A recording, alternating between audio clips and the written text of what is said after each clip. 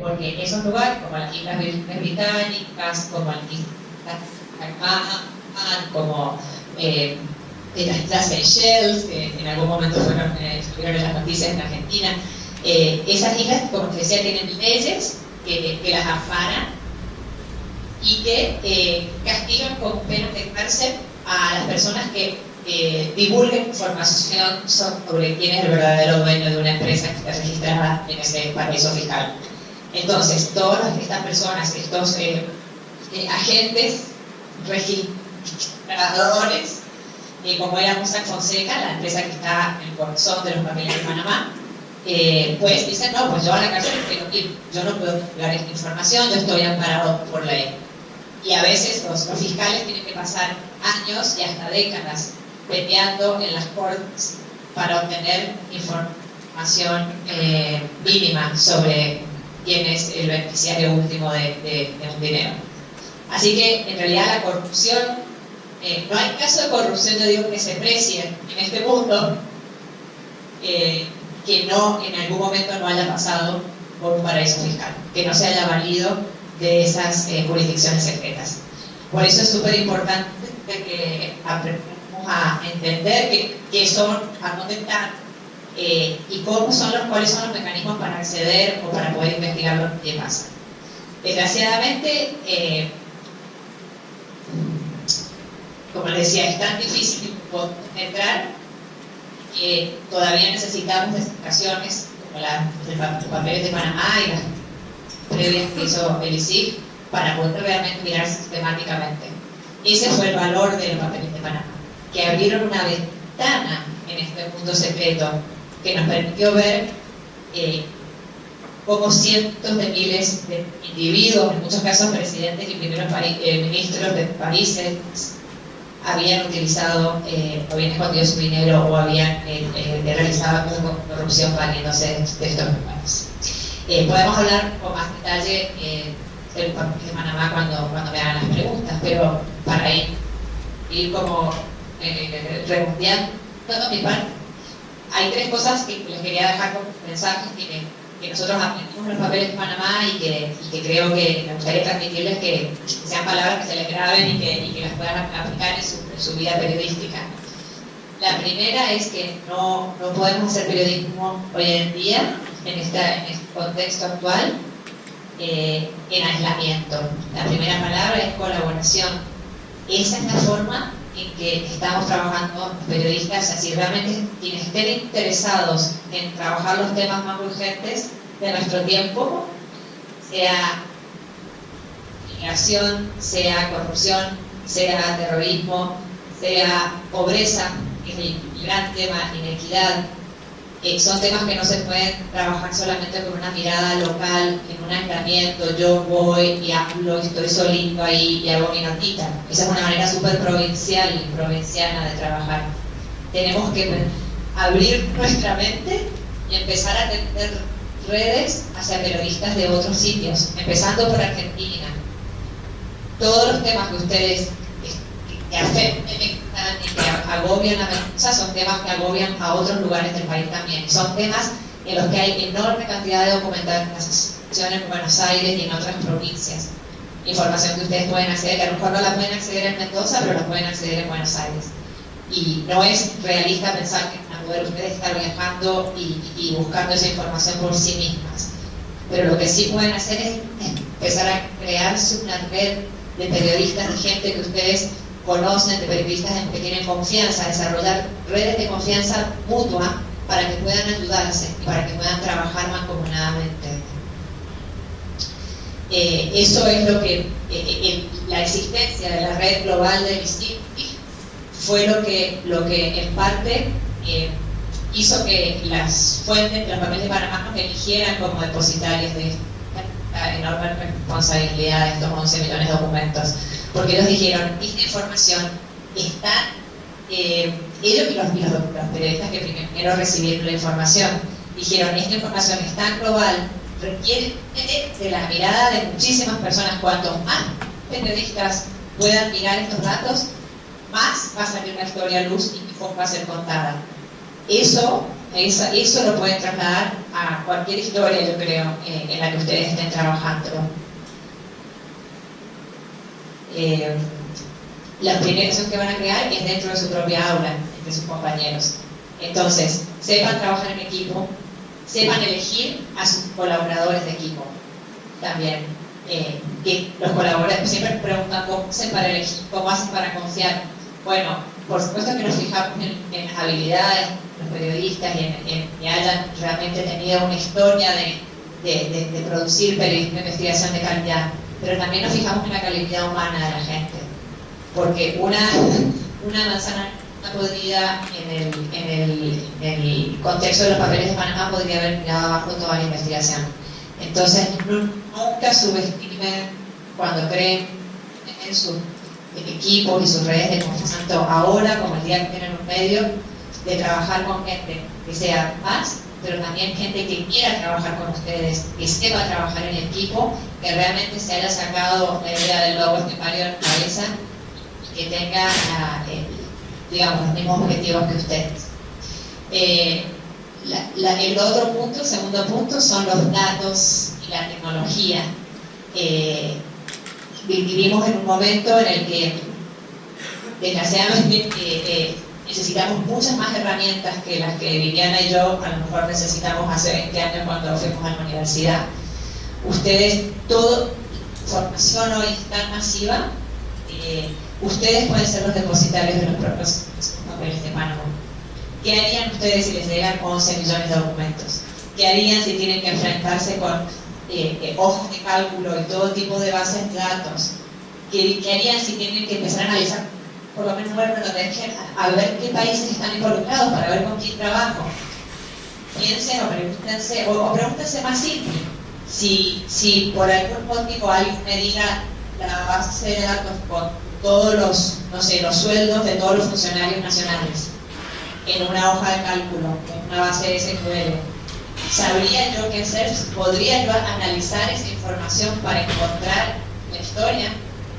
Para encontrar cómo los sueldos han aumentado, cuáles son las anomalías en los datos. Y si la respuesta es no, yo no podría, yo no sabría qué hacer, yo simplemente podría abrirlo y empezar a mirar línea por línea, entonces tenemos un problema. Entonces, lo primero que les digo es la formación en el tipo de datos tiene que ser una parte integral, y ojalá haya profesores y otras autoridades que me escuchen en la formación de los periodistas. Tiene que ser parte, porque si no estamos cargando periodistas al mundo como si los estuviéramos cargando en los años 1980, entonces la sociedad en la que viví. Parte de la formación de datos entonces también es el aprender a tener las tecnologías adecuadas para poder tratar esas grandes cantidades de información, y también estar entrenados en el tema de las comunicaciones seguras. De nuevo, no hay gente que tiene que poder garantizar a su fuente que cuando esa fuente se comunica con ustedes van a poder protegerlas. Hace 10 años, no mucho, era sumamente complicado usar correos encriptados. Hoy en día, en 10 minutos pueden instalarse el software que les permite encriptar la comunicación. Todos somos víctimas, o podemos ser víctimas, como hemos visto, de hackeos. Entonces es súper importante, no lo tomen como algo, pero eso es para los del FBI, oye, ¿a mí qué? ¿A mí cuándo? Tienen que asumir que todos los emails de ustedes, sobre todo los que ya están ejerciendo como periodistas, son monitorizados constantemente. Entonces, aprender a trabajar de forma segura. Creo que en Mendoza hay algunos esfuerzos ya, que me han llegado comentarios, para empezar a formar periodistas en el tema de periodismo de datos.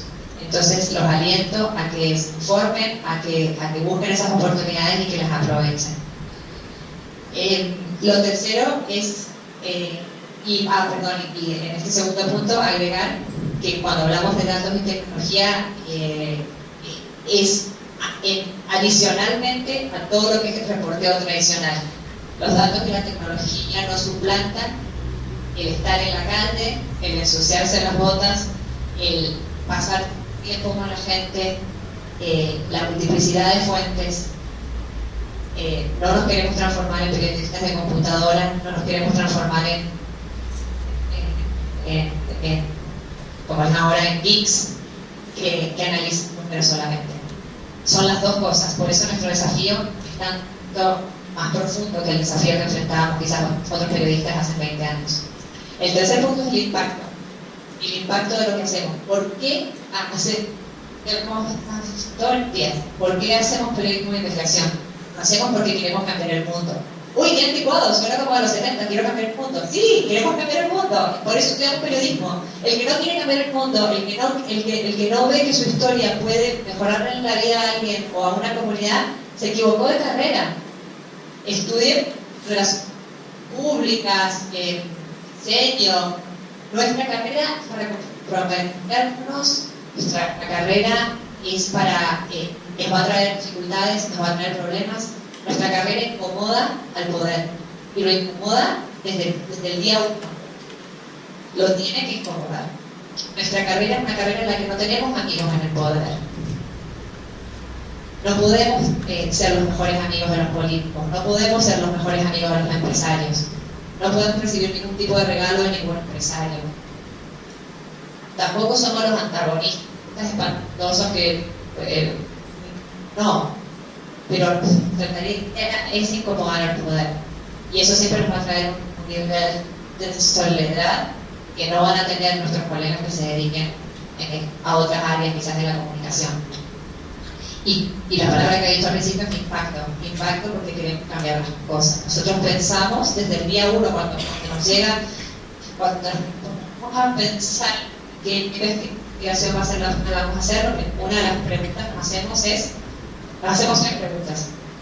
Si la investigación va a tener un impacto global, porque es la misión que exige, es hacer investigaciones con alcance global. La segunda pregunta es si las estructuras que vamos a investigar sistemáticamente están dañando a la gente. Esto tiene que ver con la sistematicidad de la investigación periodística, no casitos aislados, sino algo sistemático. Y la tercera pregunta es, ¿podemos cambiar las cosas? Tiene esta historia el potencial de cambiar algo. Entonces, siempre hay que entrar en eso. A veces nos han dicho, confundimos impacto con imparcialidad. Tenemos que ser tan imparciales que no nos tiene que importar lo que pase después de que publicamos. Yo les digo, les tiene que importar muchísimo lo que pase después de los que publican, no porque vayan a ir y se vayan a embanderar en una causa, no porque vayan a ir a hacer presión en una legislatura para que se cambie una ley, sino porque la información tiene que ser tan contundente, tan importante, tan fuerte, que por sí misma tiene que remover estructuras. Los papeles de Panamá han causado la renuncia ya de 2 primeros ministros en Pakistán y en Islandia, el ministro de Industria en España, el ministro de Inversiones y de Industria en la República Dominicana, funcionarios de la FIFA. Ha causado arrestos, ha causado raids en muchos países, ha causado prácticamente el cierre de lo que era uno de los bufetes grandes de exposure, como era Mossack Fonseca, que en este momento está reducido a nada. Y esas han sido solamente algunas de los impactos. Y eso, bueno, solamente habla de la calidad del trabajo que se hizo en cada uno de esos países, en historias que son de interés público, exponiendo la corrupción. Entonces siempre piensen, siempre déjense guiar por ese imperativo moral que tiene el periodismo. El llegar primero es el imperativo moral de cambiar algo. Y si no nos mueve eso, entonces elegimos la carrera equivocada. Bueno, ese es se me hicieron más que 5 minutos. Y ahora me encanta escuchar sus... Claro, ya tenemos algunos chicos que se han anotado para las preguntas. Les voy a pedir a cada uno que se presente, digan su nombre y así Marina sabe con quién estamos hablando. Hola, muy buenos días. Mi nombre Paul, soy estudiante de periodismo. Y bueno, a mí me interesaría, creo que a varios de nosotros, de los alumnos, nos interesaría preguntarte, sabemos que toda la información se manejó a través de una plataforma encriptada, ¿sí? El manejo de esta información, pero queremos saber cómo lograron el manejo de los archivos, o sea, cómo lograron manejar a casi 400 periodistas a través de estos archivos en la plataforma encriptada y que no se filtrara ningún tipo de información. Ok, buenísimo. Bueno, en la investigación trabajamos con dos plataformas que fueron muy importantes. Una es la plataforma en la cual nosotros pudimos procesar y para que pudimos subir los 11 millones de documentos, que es una plataforma, como yo le explicaba a los periodistas cuando los invitábamos, es como si fuera Google. Ellos recibían un login a la plataforma y en esa plataforma se podían conectar desde cualquier lugar del mundo y podían hacer búsquedas con cualquier tipo de palabra. O sea que metían lo que fuera Universidad Massa, podían hacer todo tipo de búsquedas y si la Universidad Massa estaba mencionada en los documentos, pues le salían los resultados y podían revisar esos documentos, bajarse el blog, etc. Esa fue la plataforma esencial y era una plataforma de ¿cómo se dice? Open source, ¿no? No era algo que nosotros desarrollamos y que es privado de CIA, sino que era una plataforma open source a la que le hicimos modificaciones. La adaptamos para nuestras necesidades. La segunda plataforma que fue esencial para la coordinación y la comunicación de los periodistas fue lo que nosotros le llamamos el Facebook del periodismo de investigación y el nombre que tiene en el SIG es Global Life Hub. En este Facebook era básicamente como su nombre lo dice, una plataforma que se ve como un muro de Facebook, a donde los periodistas que estaban participando era el lugar donde se esperaba que ellos interactuaran entre ellos y compartieran hallazgos. Porque la idea no era que, la idea era que buscaran los documentos, tuvieran hallazgos y que inmediatamente esos hallazgos no se los guardaran como el lobo estepario, sino que inmediatamente y en tiempo real los pudieran compartir con el resto del equipo. Entonces ese es el rol que jugaba el Global Life Hub y estaba muy claramente, las expectativas estaban muy bien definidas al principio de que había que compartir de forma inmediata los hallazgos en ese lugar y ahí se pueden hacer conversaciones, se pueden ir haciendo comentarios, se pueden armar grupos sobre un tema en particular. Por ejemplo, cada país se armó su grupo, entonces todas las historias de Argentina se publicaban en el grupo de Argentina, pero también había un grupo de deportes. Entonces cuando salió Lionel Messi, que lo vinimos a encontrar casi de último momento, a nadie se le había ocurrido poner Lionel Messi, me parece. Cuando sale Messi, entonces se publica en la parte de Argentina del Global Life Hub y también en la parte de deportes. Bueno, eso en cuanto a las plataformas. Pero además de las plataformas y de la tecnología, había todo un trabajo de coordinación humana para justamente evitar que produjeran filtraciones o para evitar que hubiera cualquier tipo de desarreglo en las interacciones que pudiera afectar a la investigación. En esto ayuda mucho que con la mayoría de los periodistas ya tenemos una confianza establecida, lo que les decía antes de las redes de confianza. Ya hemos trabajado en investigaciones anteriores, ellos saben un poco las reglas del juego, saben las reglas del juego de que no se puede hablar de la investigación. Yo a mi propio marido, siendo la persona que estaba manejando este proyecto, él sabía de los hallazgos cuando publicamos. Él sabía que estábamos trabajando obviamente en algo grande, pero yo no llegaba cada día y le contaba, ¿y sabes qué ministro salió hoy? ¿Y sabes que encontramos a Macri? O sea, yo no tenía por qué estar contando esas cosas, ese es mi trabajo. Y yo a mi marido le cuento toda mi vida, pero no le cuento mis investigaciones. Entonces, creo que había un muy buen entendimiento y además, lo reforzábamos todo el tiempo. Había coordinadores regionales, había una persona que estaba encargada de hablar con el grupo de América Latina en español, de tener sesiones online para contestar dudas, para ver cómo estaban trabajando, para ayudarlos. O sea que estas colaboraciones no se hacen solos, no es que andan en piloto automático, hay que manejarlas, hay que gerenciarlas, la palabra. desde el día 1 hasta el día de hoy sigo gerenciando los papeles de Panamá. Así que, y creo que por lo último que digo es, creo que había como una gran conciencia dentro del grupo, que era muy bonita, de que realmente éramos depositarios de algo muy especial. No porque nosotros no fuéramos especiales, porque los periodistas no somos los salvadores de nadie y no nos tenemos nunca que creer eso, pero sí porque por lo que fuera de la vida habíamos sido escogidos para llevar adelante esta investigación y nos dábamos cuenta de lo que realmente podía significar para el mundo.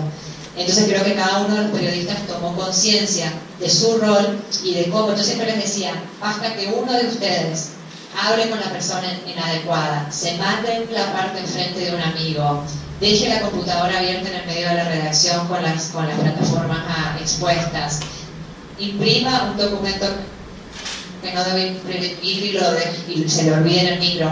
Basta que cualquier error que cometan de ese tipo y el trabajo de un año entero de 400 periodistas se va al tacho de basura. Han perdido un año, y lo más importante es que le han hecho un enorme... le hemos fallado a nuestros lectores y a las comunidades que servimos, porque nosotros somos los servidores públicos. Yo siempre digo, los periodistas son servidores públicos. Buenos días, Marina, me llamo Paula Jalil y yo quería preguntarte con respecto a la investigación de los niños de plomo. Quería saber qué repercusiones tuvo, qué medidas tomó el gobierno peruano después de la publicación y también cómo reaccionaron estas mineras. Ok, bueno, la investigación de los niños del plomo, no sé si todos lo saben, pero era sobre cómo una empresa norteamericana había trasladado sus operaciones sucias a un pequeño pueblito de los Andes peruanos, a donde el 99% de los niños estaban intoxicados con niveles altísimos de plomo. Esa fue mi primera experiencia haciendo periodismo colaborativo, cuando yo era una periodista freelance, de hecho era una estudiante. Estaba haciendo mi maestría acá en Estados Unidos. Y bueno, con respecto a las consecuencias,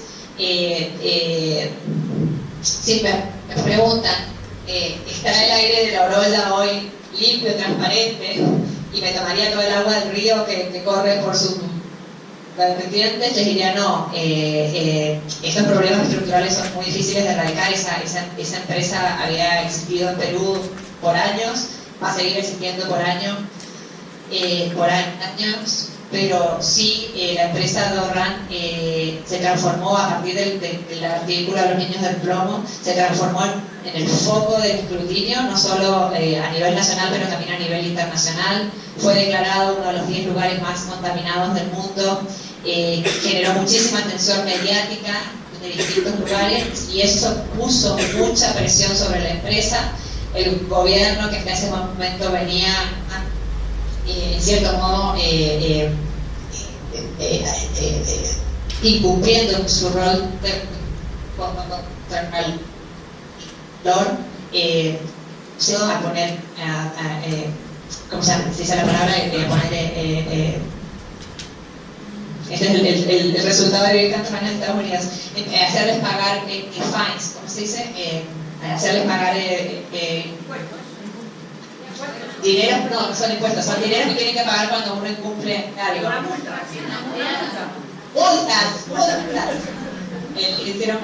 Tuvieron que pagar multas y bueno, el resultado es que hoy tengo que informarme bien, pero tengo entendido que el rol de Dorran en este momento en la empresa es bastante mínimo. Tengo entendido que hay medidas que se han tomado sanitarias, que se siguen tomando, y que hay un poco más de contralor. No está perfecta la situación, pero es una empresa que pudo haber hecho mucho más daño del que hizo si periodistas no hubieran expuesto la situación a tiempo. Bueno, mi nombre es Agustina Lopetti y yo quiero saber si una vez finalizada toda la investigación de Panama Papers en mayo del 2016. Sí, algo más fuerte. Perdón. ¿Ahí? ¿Me escuchás? ¿Se escucha?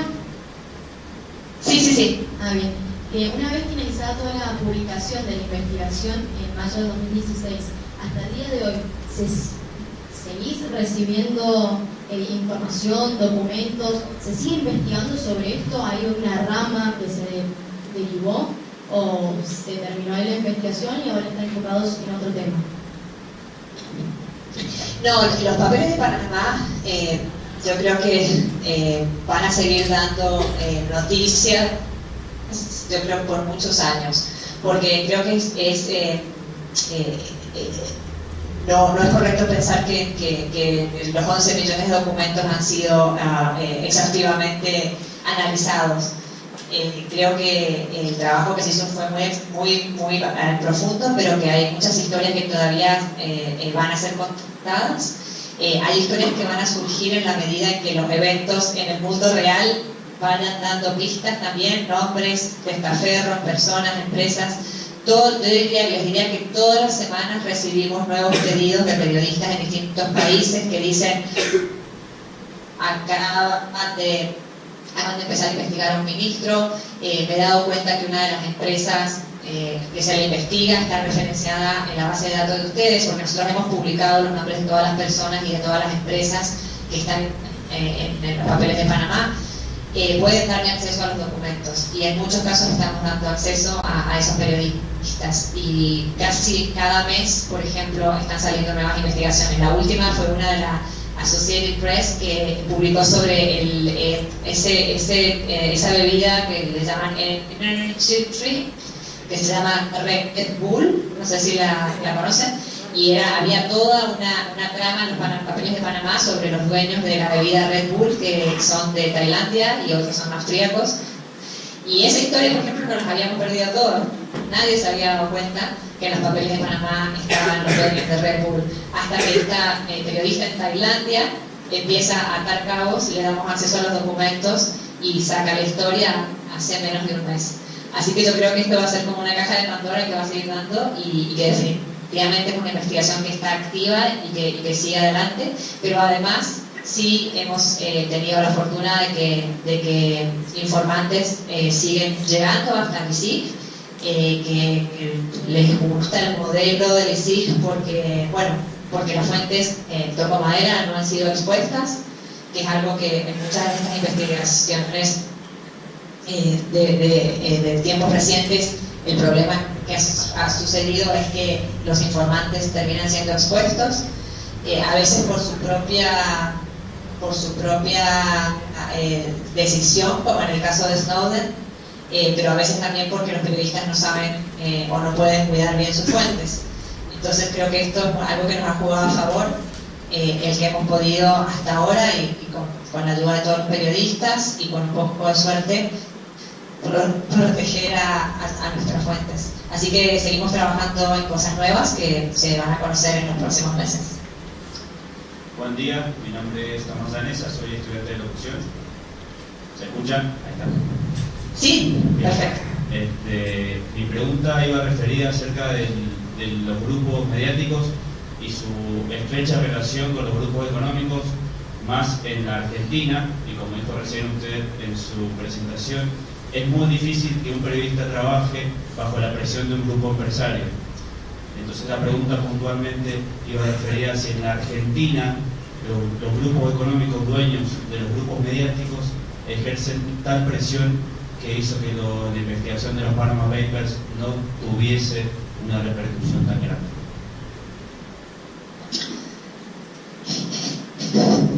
Es difícil contestar esa pregunta. Yo voy a empezar por decir que en el ISIC, cuando nosotros elegimos a nuestros aliados, no elegimos a medios de comunicación, elegimos a individuos de carne y hueso, porque uno no puede establecer lazos de confianza con un medio o con un empresario.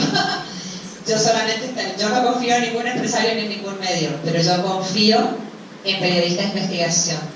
Entonces, nosotros tejimos esos lazos de confianza con Mariel Fitzpatrick, que trabajaba antes con la Nata, ahora creo que está no me acuerdo en qué canal de televisión está, porque se cambió hace poco, con Hugo Alconada de La Nación, y con un periodista con Santiago O'Donnell, que es un periodista de Página 12, y a ver, ¿estoy olvidando de alguien más? No, creo que fueron ellos dos.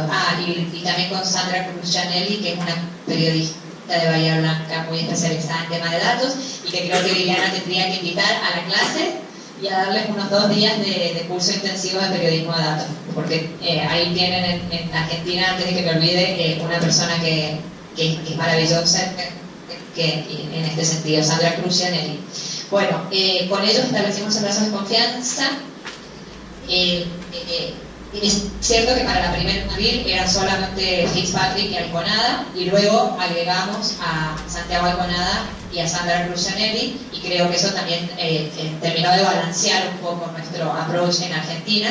La idea era que si había algo que había quedado sin cubrir, que trajéramos 2 nuevos periodistas que pudieran sacarlo.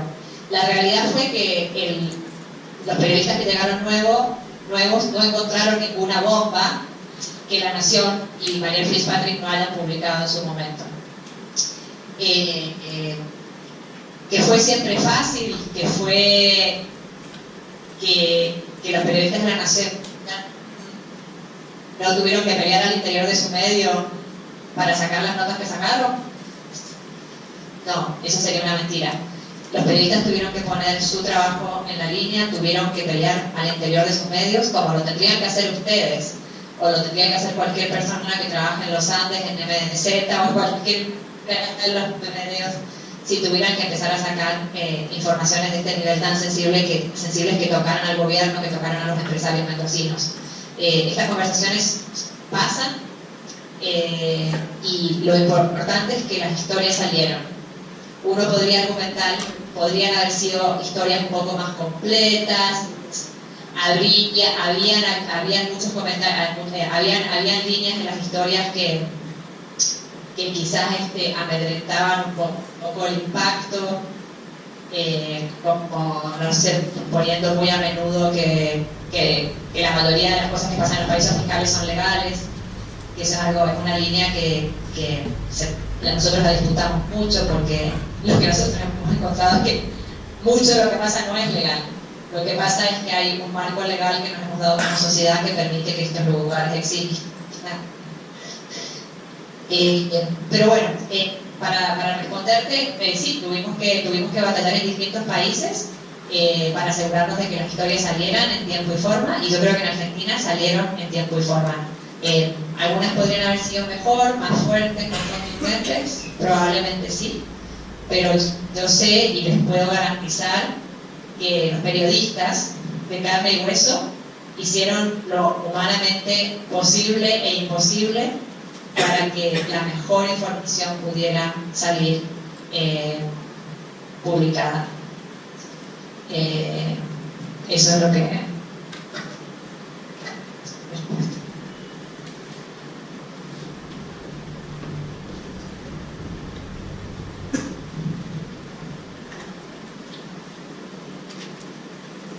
¿Qué tal, Marina? Hola. ¿Qué tal, Marina? Lautaro Godoy la saluda. Quisiera saber cómo hicieron para mantener... ¿Ahí se escucha? ¿Ahora sí? Sí.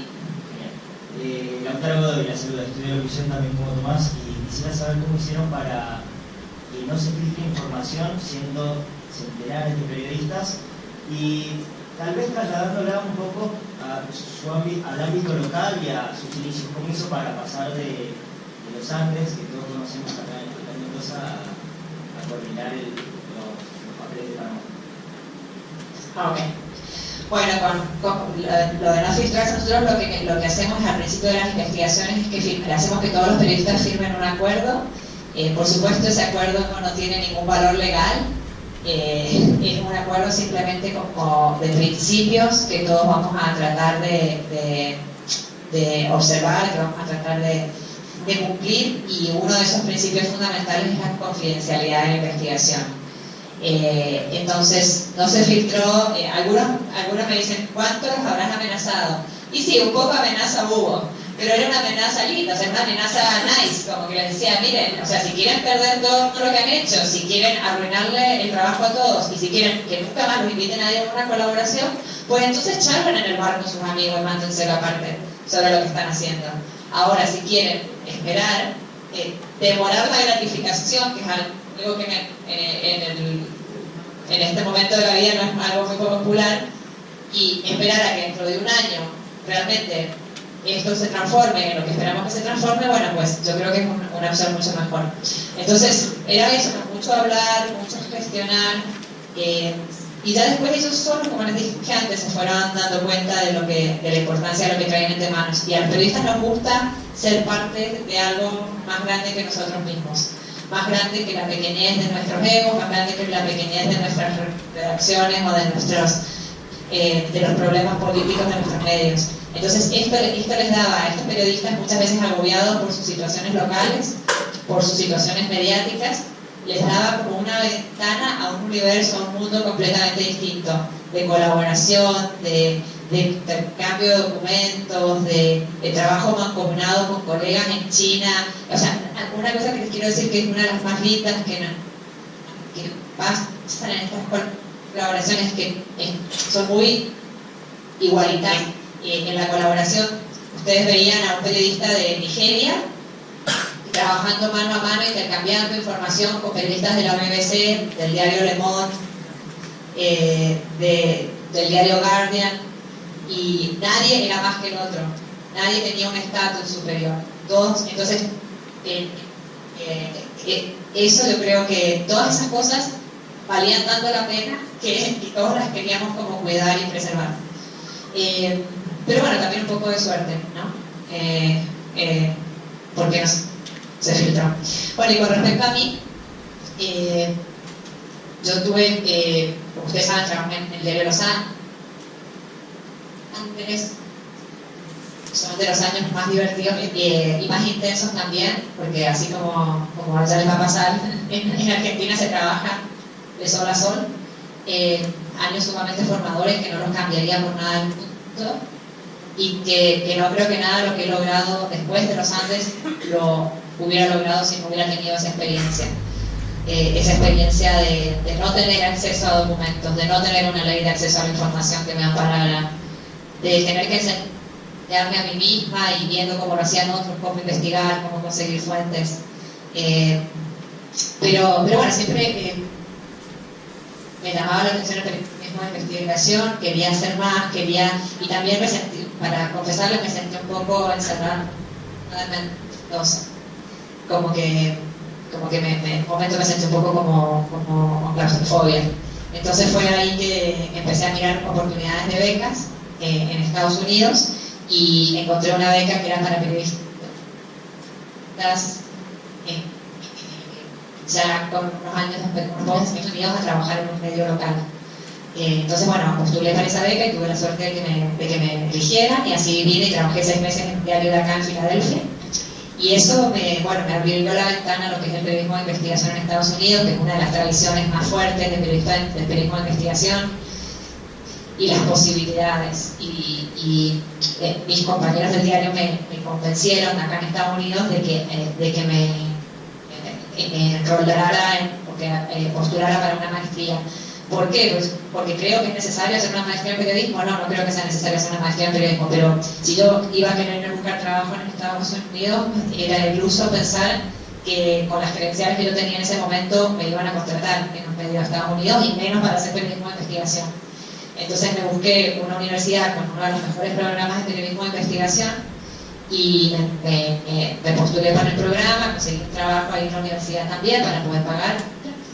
Y bueno, entonces tomé clases de periodismo de investigación, clases de periodismo de datos, muchas clases sobre escritura, para poder practicar el escribir en una segunda lengua, en inglés. Y bueno, y así fue también como un día me topé trabajando en la universidad con el Consorcio Internacional de Periodismo de Investigación. No sabía que existía, me encantó leer, y fue muy lindo porque cuando yo mi primer encuentro con el ISIC fue un artículo que Daniel Santoro, que es un miembro del ISIC, había hecho sobre, gracias a que otros periodistas de acá de Estados Unidos le habían podía facilitar la información a través de la red, había sacado una nota muy buena sobre el rol de Estados Unidos de la dictadura en Argentina. Eran unos documentos desclasificados del Departamento de Estado que gracias a esa red de colaboración Daniel Santoro había podido obtener. Y yo dije, wow, qué increíble, o sea, qué innovador y cuántas oportunidades que abre. Y además que lo que me gustaba era que me permitía trabajar acá en Estados Unidos, pero con una visión global, incluso con la posibilidad de tener impacto en mi propio país. Así que apliqué para lo único que yo sentía que me daba en ese momento, que era una pasantía. Apliqué para una pasantía en el ICSIG, me la negaron porque estaba sobrecalificada, porque entonces en Argentina me dijeron, no, tiene mucha experiencia para ser un pasante, pero no le da para ser un periodista. Entonces volví a pedir, uno de mis profesores intercedió por mí y dijo, por favor contrátela, no importa que esté sobrecalificada, está dispuesta a hacer lo que sea, servir café, lo que sea. Y me dijeron, bueno, está bien que sirva café. Y así empecé con la pasantía. Y tuve la posibilidad, de trabajar muy duro y finalmente me contrataron como periodista, y unos años después se abrió una vacante y se necesitaba quien quisiera ayudar a gerenciar estos proyectos, y bueno, así como soy vicedirectora desde el 2008.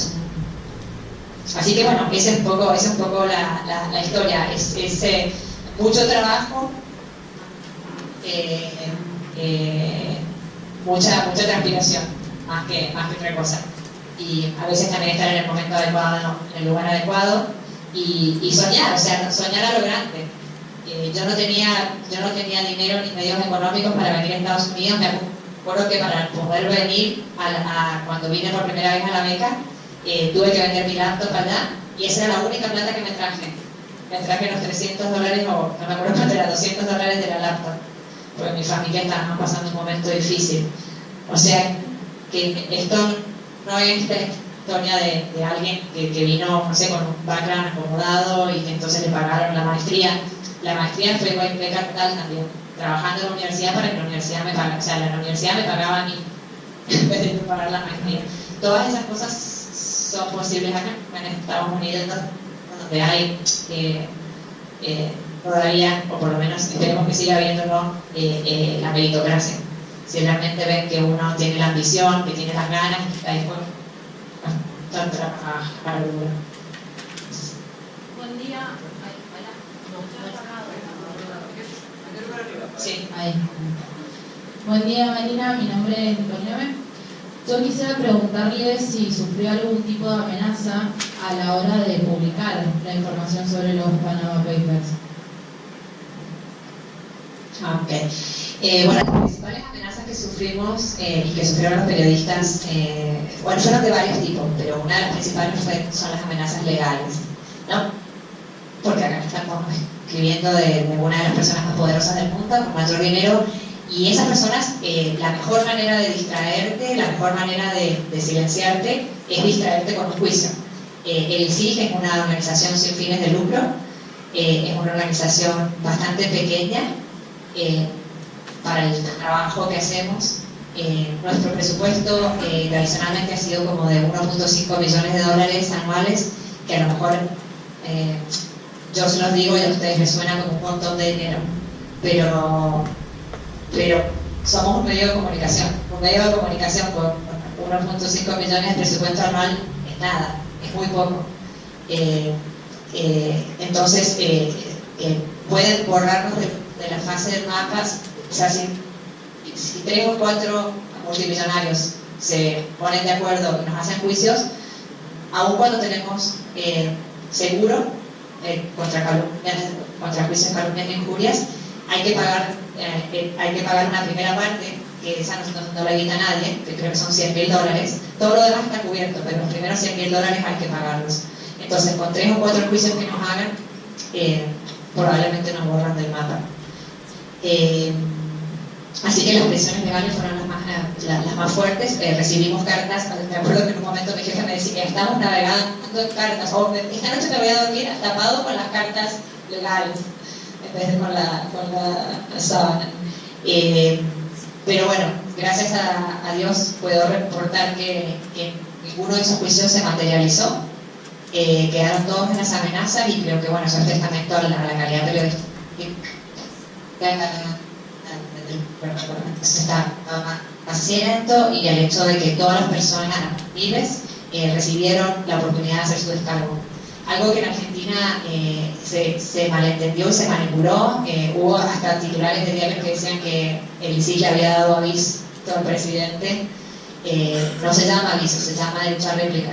Se llama tratar con balanza y con justicia a todas las personas pero que nos está escribiendo. Si yo tengo un año para investigar a alguien, ¿por qué esa persona no va a tener una semana para responder y para dar su explicación?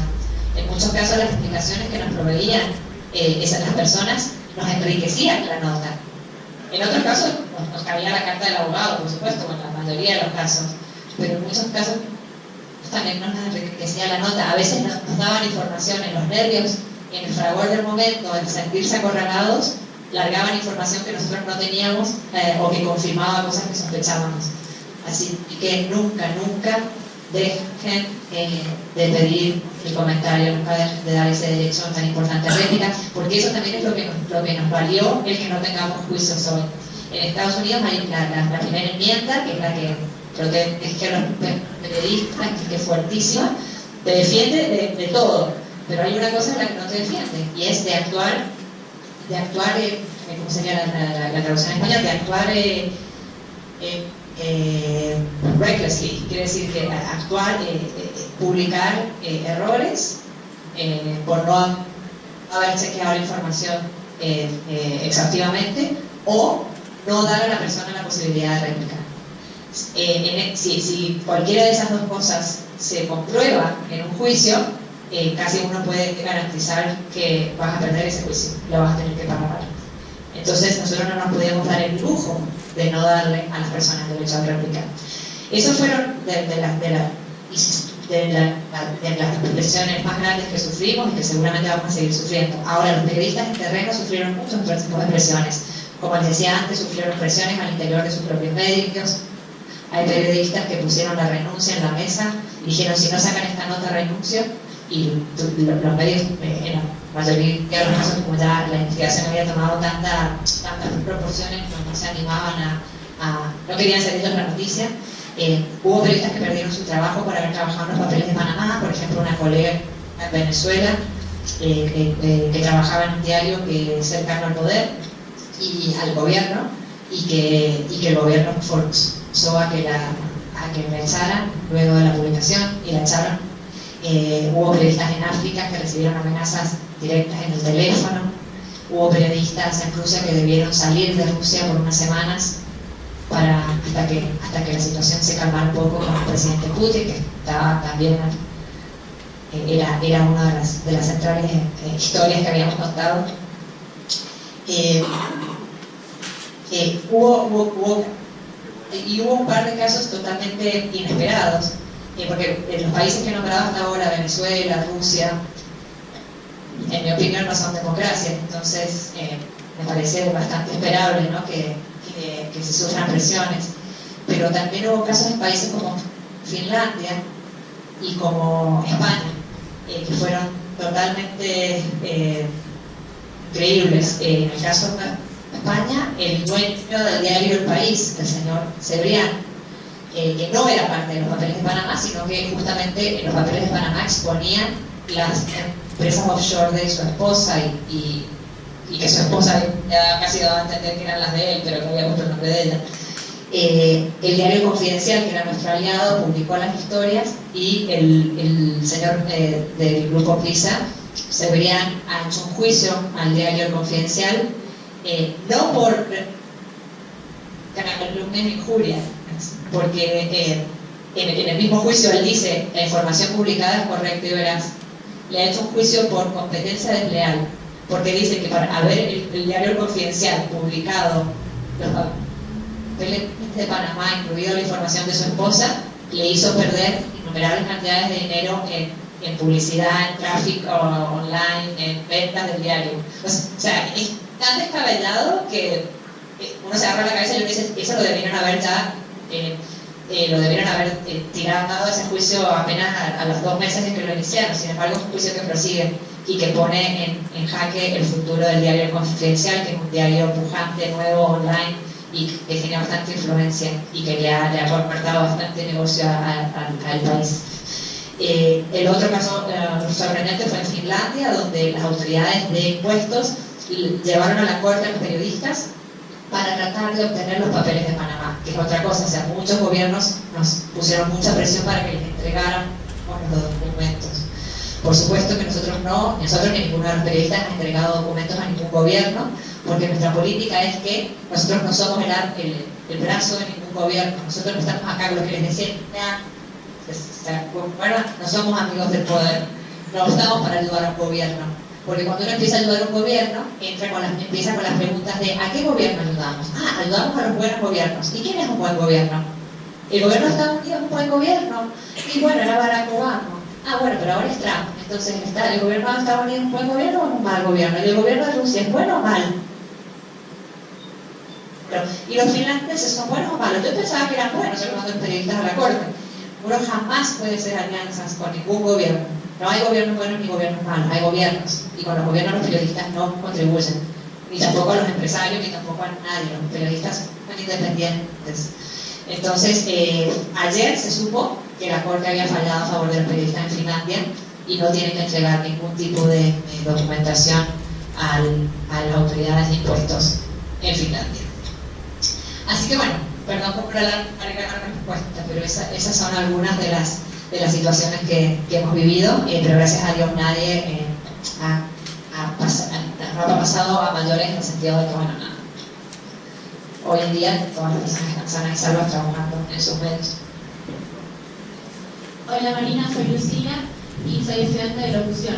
Te quería preguntar por el tema de las fuentes. Hablamos que en periodismo de investigación se necesitan muchas fuentes para poder publicar algo. Y en este caso hablamos solamente de los documentos. ¿Qué otras fuentes utilizaron? Esa es una muy buena pregunta. Me gustaría hablar en dos sentidos. Por un lado, las fuentes que utilizamos para complementar los documentos, pero también las fuentes primarias, las fuentes que filtraron la información. Las filtraciones, los documentos eran como el inicio de la investigación, pero a partir de los documentos filtrados trabajamos con una multiplicidad de otros documentos que no son confidenciales, sino que son públicos. Trabajamos con registros de incorporación de empresas en distintos países del mundo, por ejemplo, no sé, en Argentina, en Hong Kong. En la mayoría de los países uno puede ir y puede ver qué empresas están registradas y quiénes son los accionistas y directores. Trabajamos mucho con documentos de corte, que como ustedes saben en Estados Unidos se pueden conseguir a través de un sistema que se llama PACER, P-A-C-E-R, se pueden conseguir documentos de juicios. Entonces uno puede ver detalles de un juicio en la data filtrada y luego ir y buscarse el juicio entero con todas las deposiciones, con toda la información fuera de la data. Trabajamos mucho, bueno, obviamente con entrevistas y reporteo tradicional en terreno. Déjame pensar cuáles serían corporaciones, registros.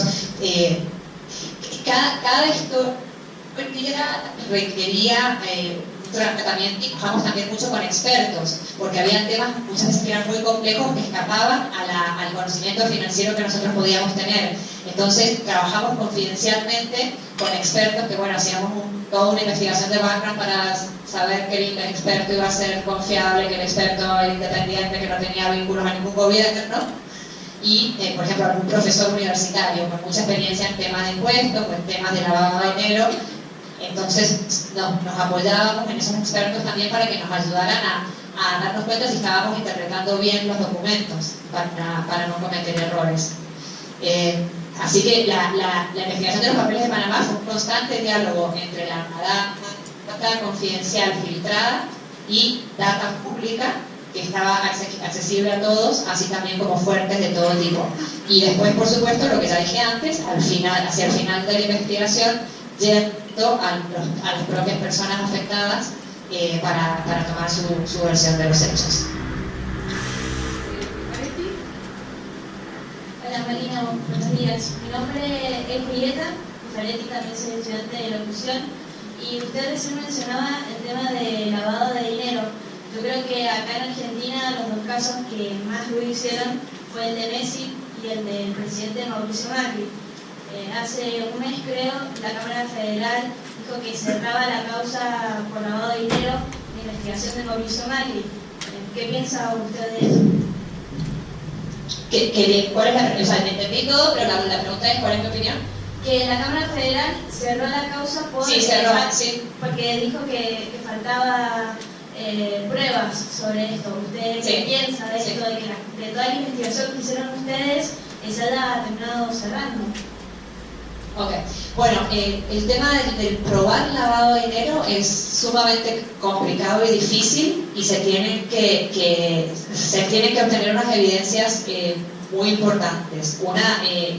No estoy segura exactamente cuáles son los requerimientos en Argentina, pero por ejemplo nos pasó con Mossack Fonseca en Panamá. ¿Por qué Mossack Fonseca pasó un año entero con todo lo que se había expuesto y no había ninguna imputación en contra de Mossack Fonseca en Panamá? Hasta que finalmente, ahora hace pocos meses, nos han imputado por lavado de dinero finalmente por el caso Lavallato. ¿Por qué? Porque en el caso Lavallato, que era uno de los que nosotros también escribimos a través de los papeles de Panamá, se podía ver que había una transferencia de dinero que había pasado por las cuentas de Mossack Fonseca en Panamá. Una de las cosas que se necesita para poder imputar por lavado de dinero en muchos países, me imagino que a lo mejor en Argentina debe ser lo mismo, es evidencia de que las cuentas locales hayan sido receptoras de parte de ese dinero mal habido. En los papeles de Panamá no habían evidencias absolutas para nada de que la operación en lo que estaba involucrado la familia del presidente Macri hubiera sido una operación de lavado de dinero. Eso no se dijo en ninguna historia porque no teníamos datos para sustentarlo. Y luego, bueno, se inició una investigación judicial que evidentemente tampoco ha encontrado datos para sustentar esa teoría.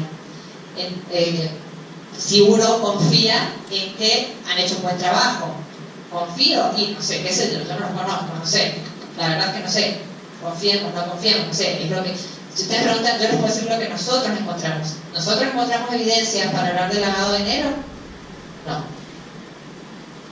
No las teníamos y no las encontramos. A lo sumo, ilusión impositiva.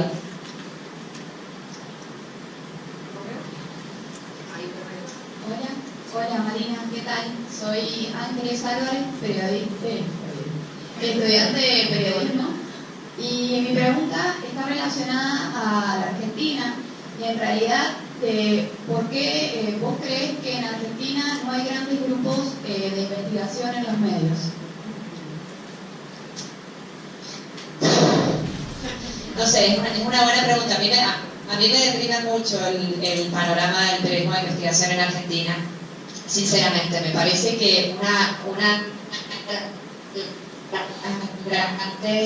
creo que las causas, que como ya antes se dijo, que muchos medios de investigación están cooptados por poderes económicos, y esos poderes económicos no pueden que tengan miedo a lo que el verdadero periodismo independiente de investigación pueda encontrar. Creo que también hay como una miopía en que creen que realmente el dinero se los va a dar el tráfico online, se lo van a dar las primicias y la prensa amarilla, y les da fiaca invertir en el periodismo de investigación. Para invertir en el periodismo de investigación uno tiene que tener una profundidad intelectual que, con mucho respeto, una profundidad intelectual y ese imperativo moral de ver en el periodismo una forma de servicio público. Y con mucho respeto, en muchos casos los empresarios de medios en Argentina y en otros países no es por eso que están en el negocio, no es por el imperativo moral, no es por un servicio público, es simplemente por una visión privada, de empresa privada, ¿no? Entonces, eso es posible de cambiar. Hay casos muy meritorios y como digo nuevamente, en el diario La Nación, que es un diario que es muy imperfecto, pero que permite que exista un Hugo Alconada y con su equipo, ¿no? Porque son varios, Maya y Iván Ruiz y varios chicos que 3 o 4, y también una gran importante unidad de datos en el diario La Nación, que han publicado con gobiernos. Que les haya gustado el diario, eso es otra cosa, pero que han publicado. Así que ojalá eso a mí me llama muchísimo la atención el Grupo Clarín, el gran vacío que hay de investigación desde hace más de una década en el Grupo Clarín, y bueno, lo mismo puedo decir con respecto a muchos otros medios. Página 12, diario que tradicionalmente o que en la época menemista tuvo una investigación y que hoy en día casi no existe. También creo que culpa parte de las universidades. Me parece que las universidades, tanto privadas como públicas, no se han subido a la ola de las tendencias mundiales en cuanto a periodismo de datos y periodismo de investigación. Hay un enorme vacío en las aulas y no se despiertan los alumnos el bichito de la investigación. Si no te lo cuentan, si no te inspiran, si no te hacen creer que vos lo puedes hacer, que tu periodismo, que tu historia puede cambiar tu comunidad, que hay algo que vale más la pena que el periodismo deportivo o que los policiales, pues no se te va a ocurrir. Vas a hacer lo que todos hacen o vas a hacer lo que te va a dar trabajo. Así que eso, y para lo que se les ocurre y tienen el bichito, muchas veces no encuentran las posibilidades. Para terminar con una nota también un poco más positiva, lo que les quiero decir es que no todo está perdido y que hay posibilidades. Lo que yo les decía antes, está Sandra Crucenelli en Bahía Blanca, que da cursos de periodismo de datos e investigación en toda Latinoamérica y también en Estados Unidos. Es una mujer increíble que en 2 minutos les diría, sí, seguro, yo voy a la Universidad Massa. Hay recursos, los chicos del diario de la Nación que les mencionaba antes son gente colaborativa y son gente muy humana. Ariel Fitzpatrick es una de las personas más colaborativas y de las mejores mentores que una persona puede tener. Escríbanle, anímense, salgan, no tengan miedo, no sientan de, ay, ¿por qué me van a dar importancia a mí o por qué me va a contestar un email? Porque son periodistas que ya están con esa mentalidad de la colaboración y que quieren que haya más periodismo de investigación. Si tienen ambiciones, si hablan inglés, miren Estados Unidos, hay cantidad de oportunidades acá. Tiene una unidad de periodismo de investigación acá en Estados Unidos, está contratando gente en grandes cantidades. Otra cosa, hay centros de investigaciones independientes periodísticos en muchos países de Latinoamérica. Uno de los mejores ejemplos, Perú. Hay 3 centros de investigación, 3. ¿Por qué? Porque se cansaron los periodistas de investigación de no poder investigar en los medios comerciales. Entonces, con ayuda de fundaciones, algunas locales, otras internacionales, han creado Ojo Público, IDL Reporteros y con otra tercera, y Convoca, Ojo Público, IDL Reporteros. Métanse en los websites de esas organizaciones. Son organizaciones creadas a pulmón con sin fines de lucro, que son las que están liderando el periodismo en Perú y en América Latina. Han dejado por atrás a los medios tradicionales. Sí, muchas veces es con un gran esfuerzo. Sí, a veces les implica a los fundadores no cobrar sueldo por 6 meses o por de fuera. Sí, hay que juntar el dinero y hay que preocuparse de cosas, pero es posible. En Chile, otro ejemplo luminario, CIPER, CIPER, CIPER, Centro de Investigaciones Periodísticas. Hace rato que le ganó en presencia online al Mercurio, porque el Mercurio ha tradicionalmente fallado, jamás ha abrazado la investigación. Pero sí, pero que no había en Chile sobre las fallas del sistema educativo y sobre cantidad de otros temas.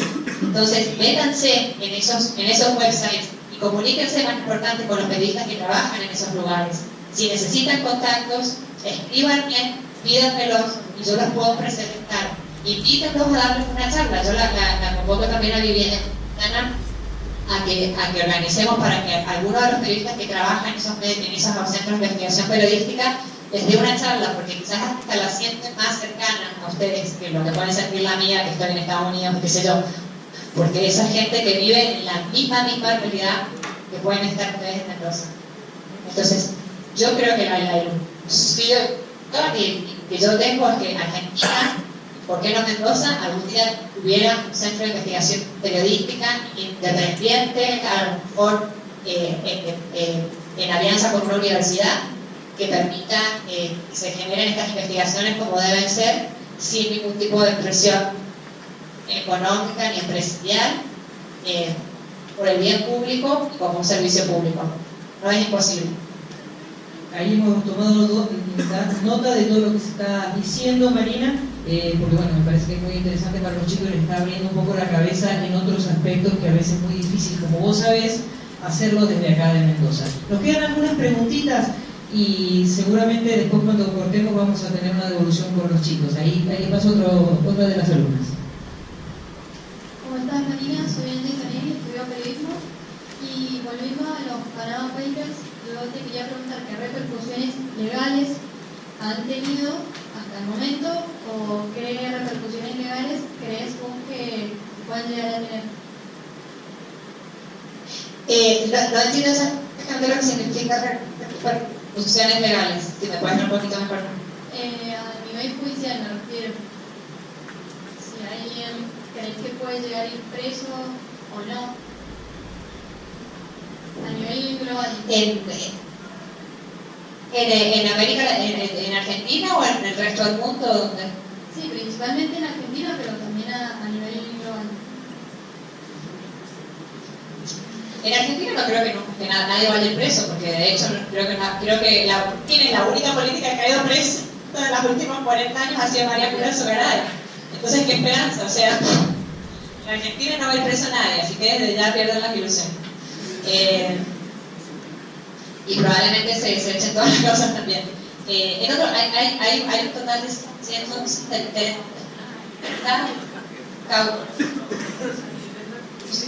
abiertas, ingresos y otros entes investigativos en 70 países del mundo. Cada una de esas investigaciones es un punto. A veces los que son investigados son políticos, otras veces son bancos, otras veces son intermediarios. Mossack Fonseca está en investigación. Así que yo creo que van a haber resultados, y de hecho ya, como yo decía antes, ya los han habido. O sea, hay gente que ya ha tenido que pagar dinero, que devolver dinero a sus países y a las arcas del Estado público, del Estado que tenían aparcadas paraísos fiscales. Hay gente que ha perdido su trabajo. Las repercusiones ya son muchas. Ahora, todavía estamos viendo, porque los procesos judiciales son largos en Argentina y en el resto del mundo, quiénes realmente van a ir a la cárcel. Acuérdense que, de nuevo, es muy difícil probar los delitos de lavado de dinero, coimas, etc. Y muchas veces tarda muchos años en que eso pueda lograrse. Hola Marina, ¿qué tal? Soy Sol Romeo. Mi pregunta es si ahora actualmente cómo siguen las investigaciones de los Panama Papers, si puede contarnos a qué se está dedicando o a qué se está orientando la investigación hoy. Los Panama Papers, bueno, decía, hay algunas historias en curso. Nosotros no hablamos ni de las investigaciones en curso de Panama Papers ni de las cosas nuevas que estamos haciendo. No podemos ser parte de esa confidencialidad. Entonces me encantaría poder contarles más, pero la verdad es que no puedo, y ya pronto se van a enterar. Lo que sí estamos como siguiendo dos cursos. Por un lado, seguimos trabajando mucho con lo que son investigaciones de paraísos fiscales y de dinero mal habidos y de corrupción, pero también estamos abriendo una línea de investigación con temas que no tienen absolutamente nada que ver con estas filtraciones, y que son investigaciones como más tradicionales, relacionados con temas de salud pública y de otros temas que ahí sí que el tradicionalmente pasó, pero que bueno, en los últimos años nos hemos visto agobiados con las filtraciones y no hemos podido hacerlo. Así que estamos tratando de tener como un doble carril: el carril de las investigaciones confidenciales, de gran cantidad de datos y de temas de corrupción, y por otro lado el carril de las investigaciones con datos públicos y con temas que son muy diferentes a los papeles de Panamá, y que son, como les decía, temas de salud pública, temas de destrucción ambiental y otros flagelos que afectan a nuestra sociedad.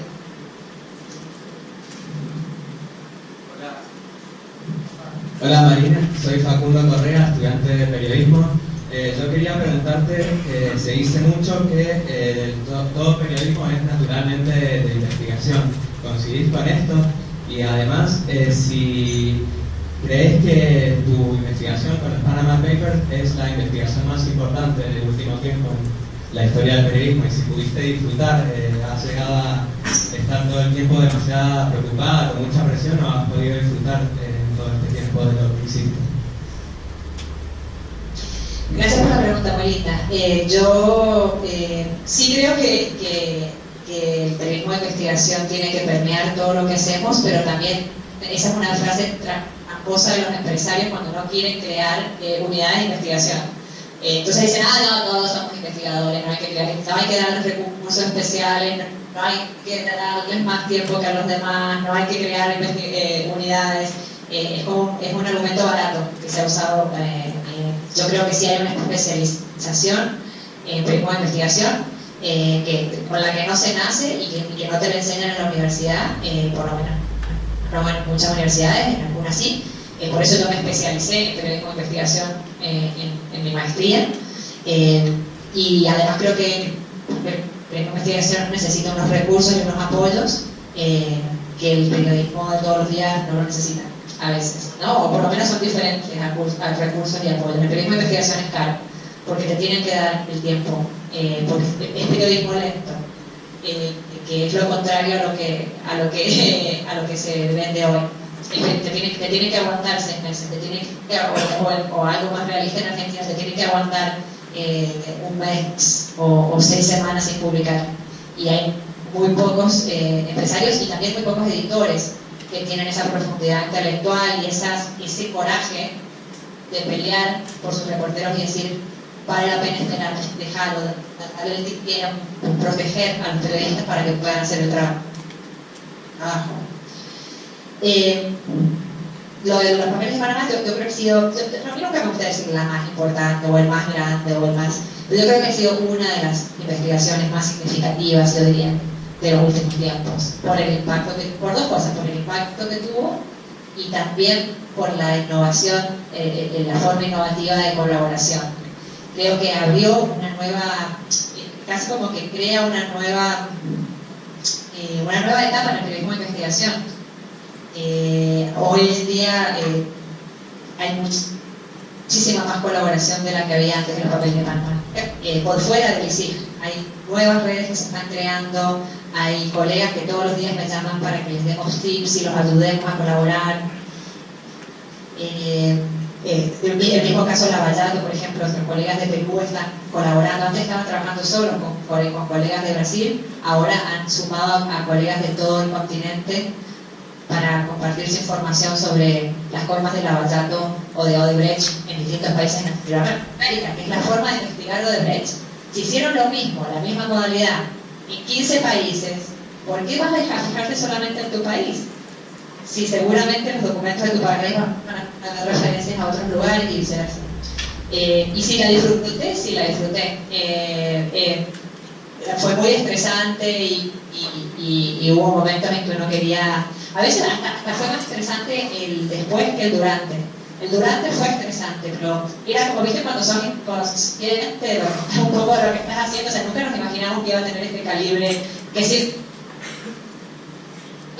transformar lo que se transformó. Entonces teníamos, pero luego de que pasó lo que pasó y que no nos lo imaginábamos, el estar un poco también en el centro de la noticia, y eso los periodistas de investigación, bueno, ningún periodista debería aspirar a ser el centro de la noticia, ni sentirse cómodo en ese rol. Y entonces yo no me siento cómoda en ese rol, o sea, yo no me siento cómoda dando notas, no me siento, todavía estoy aprendiendo también a tener un poco esa presencia pública, la acepto, porque la tenemos que tener, ¿no? Porque es lo que nos toca, pero a veces me cuesta un poco. ¿Qué tal, Marina? Buen día. Mi nombre es Sol Canto, estudiante de periodismo, y bueno, mi pregunta es sobre el caso de Néstor Kirchner, sobre el uso de las sanciones transportadoras que encontraste. Quisiera saber, en realidad, es una pregunta que creo que vos la dijiste, de quiénes eran las acciones que ambos manejaban. Y en el caso de que se pueda comprobar eso, si se puede responsabilizar, en este caso, a sus familiares, ya que él no está presente, digamos. Pero esto no tiene nada que ver con los papeles de Panamá, ¿no? No, es la investigación sobre Néstor. Ok, no estoy familiarizada con los detalles de la investigación del expresidente Kirchner. Lo que sí te puedo decir es que las acciones al portador son una de las formas más secretivas o no sé cómo más secretas y menos transparentes de operar en el mundo financiero, tanto en el mundo real como en el mundo virtual de los paraísos fiscales.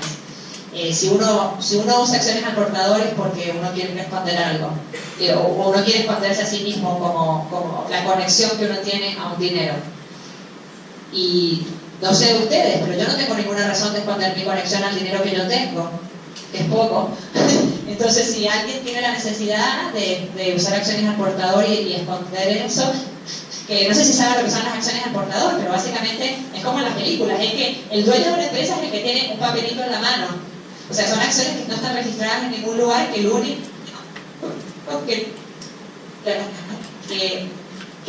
que tiene en la mano en un momento es el dueño de la empresa. Así que bueno, perdón, pero no puedo dar detalles de lo de Néstor porque no desconozco los detalles. Muy bien, Marina, te hemos ocupado un poco más del tiempo. Muchísimas gracias por tu atención. Está presente la decana de la Facultad de Periodismo, Fernanda Rivarola. Le voy a dar el micrófono para que charle un ratito con vos, unos minutitos más. Bueno, Marina, la verdad que para mí ha sido un placer tenerte, que hayas sido tan generosa de darnos tu tiempo para que en esta cátedra que es Periodismo e Investigación, los chicos sobre todo hayan podido preguntarte, hacerte todas las preguntas. Y por supuesto yo también he tomado nota de tus sugerencias. Para nosotros también es muy importante tener la mirada de una periodista experta desde afuera con temas de la formación de los periodistas, ¿no? Así que, bueno, esperemos poder completar alguna de tus sugerencias con respecto a las periodistas de Argentina y de los países cercanos, con los cuales tenemos muy buena relación y convenios con las universidades tanto en Perú como en Chile, así que podríamos concretar ese tipo de... Te vamos a pedir específicamente el contacto para poder concretarlo. Y quería saber en qué universidad estás o te preparaste en la maestría en Estados Unidos, como también un dato para poder... Sí. Yo en Estados Unidos me formé en la Universidad de Missouri, que es la universidad más antigua de periodismo del país. Bien. Y es la que tiene, yo diría, la mejor formación de periodistas de periodismo de investigación. Así que, bueno, también estoy contenta de darles los datos si los necesitan para hacer convenios o si alguien está interesado en hacer una maestría en la Universidad de Missouri. Y también les ofrezco disponibilidad para darle más nombres de personas en Argentina y en América Latina que serían excelentes invitados para esta cátedra tan importante. Y para hacer también cursos, o sea, qué fantástico sería si la Universidad Massa se transforma en el polo de periodismo de investigación de Mendoza, sí, en un lugar de excelencia y de conocimiento, en un lugar de independencia, en un lugar a donde se formen los nuevos periodistas de investigación del país. Creo que sería difícil, pero no lo veo posible. Un gran sueño, la verdad que sí, nos han animado, Marina, así que te agradezco por eso. Muchas gracias a los chicos por la preparación, muchas gracias a Viviana también por todo este contacto y fundamentalmente a vos por ser tan generosa realmente. Vuelvo a insistir en esto, en habernos brindado este tiempo. Así que vamos a brindar un aplauso a Marina por esto.